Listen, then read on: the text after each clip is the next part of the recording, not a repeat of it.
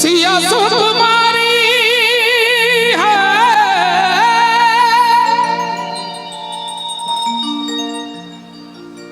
सिया सुकुमारी मिथिला के दुलारी सिया सुकुमारी मिथिला के दुलारी और पाहुन हमर रघुवर धनुधारी पाहुन हमर रघुवर धनुधारी सिया सुकुमारी। Hello hello hello hello singer के कने उठा कर रखियो। हेलो हेलो माया मन भोकर सिया सुकुमारी मिथिला के दुलारी सिया सुकुमारी मिथिला के दुलारी पाहुन हमर रघुवर धनुधारी पाहुन हमर रघुवर धनुधारी।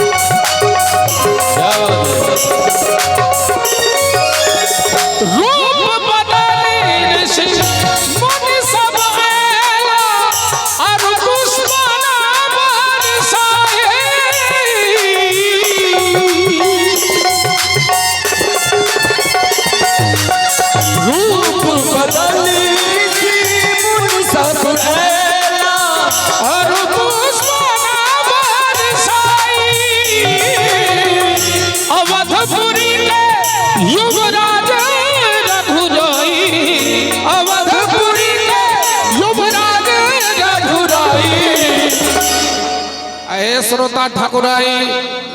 ताली नहीं यहाँ बजाई तो दोसर गाँव से लोक आई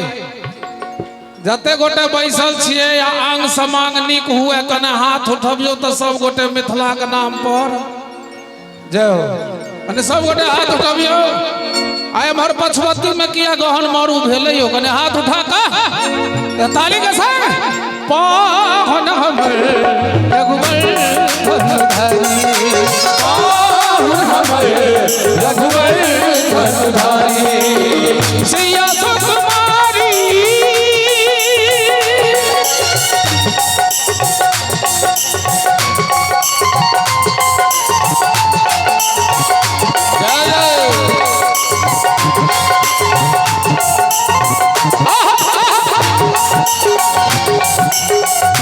अरे वाह वाह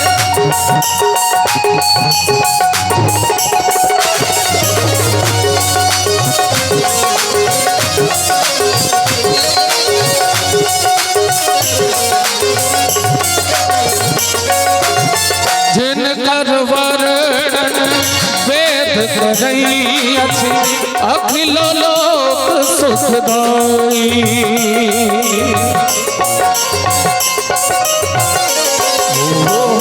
जिनकर वर्णन वेद करई अछि अखिल लोक सुखदाई कौशल्या सुख राम जमाई कौशल्या सुख राम जमाई एक बार और हाथ उठवा पड़ते जिनका हाथ में आंग समांग नहीं करने हाथ उठाइयो तो तमाम नौजवान सब माता बहनों सब हाथ उठाइयो चूंकि ठेका अब चौगुन में जते पाहुन हमर रघुबर धन धारी पाहुन हमर रघुबर धन धारी सिया सुकुमारी मिथिला के दुलारी सिया सुकुमारी मिथिला के दुलारी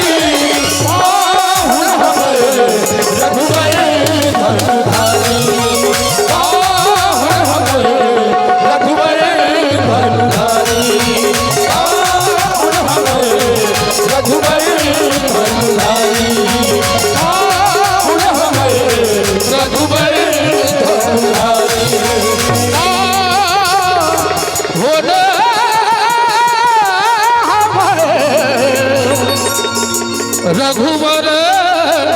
धनुधारी